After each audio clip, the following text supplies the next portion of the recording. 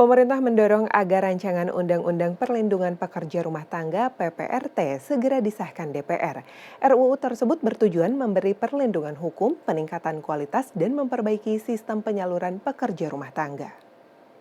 Mbak Elvina. Dan juga sudah bergabung. Dalam diskusi FMB 9 Senin siang, Dirjen Pembinaan dan Pengawasan K3 Kementerian Ketenagakerjaan, Hayani Rumondang menjelaskan, pekerja rumah tangga atau PRT belum mendapat perlindungan secara langsung atau eksplisit dalam Undang-Undang Ketenagakerjaan Nomor 13 Tahun 2003.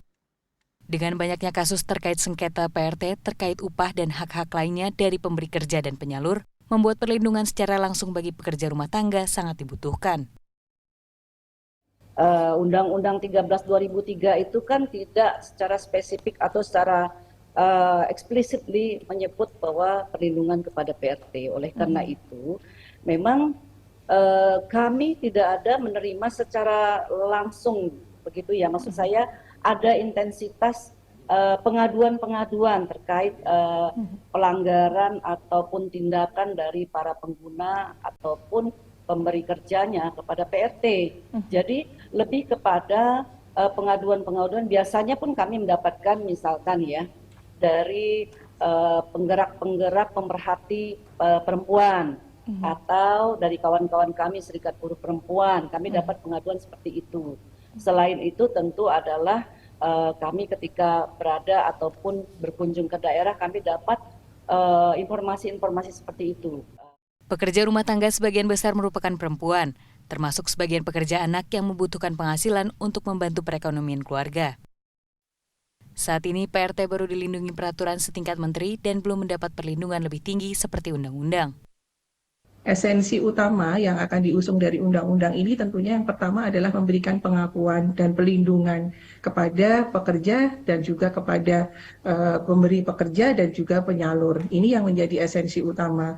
Tentunya juga memastikan bagaimana hak-hak dan perlindungan ini juga diberikan, tidak hanya sebatas apa yang sekarang ini kita lihat di lapangan, bagaimana kerentanan pekerja perempuan ini yang juga menjadi satu dimensi, satu hal yang harus menjadi perhatian kita semua, bagaimana ketika pekerja rumah tangga yang sebagian besar notabene adalah perempuan, masih rentan mengalami diskriminasi, masih mengalami berbagai bentuk kekerasan dan bahkan eksploitasi lainnya. Nasib pekerja rumah tangga Indonesia dinilai makin memburuk beberapa tahun terakhir.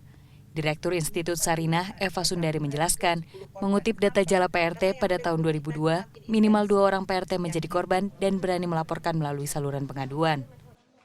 Bayangkan yang tidak melaporkan. Hari ini, Lita sudah berani melaporkan. Mbak, saya berani ngomong kalau hari ini tuh satu hari itu 10 korban. Kenapa? Karena yang telepon kita itu makin intensif. Yang ditipu, ditinggal di salah satu ulbis, kemudian yang di tengah jalan dan seterusnya. Jadi trafficking itu luar biasa saat ini. Kenapa? Karena tidak ada aturan sama sekali untuk mengatur tentang rekrutmen tenaga kerja untuk masuk ke dalam sektor PRT ini. Jadi karena tidak ada regulasi apapun, ada permen ya Bu ya, ada permen tapi kan nggak efektif dan banyak orang yang nggak tahu ya. Jadi orang seenak-enaknya dan korbannya adalah para ibu yang ingin jadi PRT yang mereka dari keluarga miskin. Eva menambahkan pihak yang mengoreksi jumlah pekerja rumah tangga menjadi 10 juta orang karena terjadi krisis akibat pandemi 2 tahun terakhir. Angka yang disebut pemerintah 4,2 juta orang merupakan jumlah PRT yang disebut ILO tahun 2015. Berdasarkan data Jala PRT antara tahun 2017 hingga 2022, 2.637 orang PRT berani melaporkan kasus yang dialaminya. Kasus yang menimpa PRT tersebut berupa kekerasan ekonomi, psikis, fisik, seksual, dan perdagangan orang.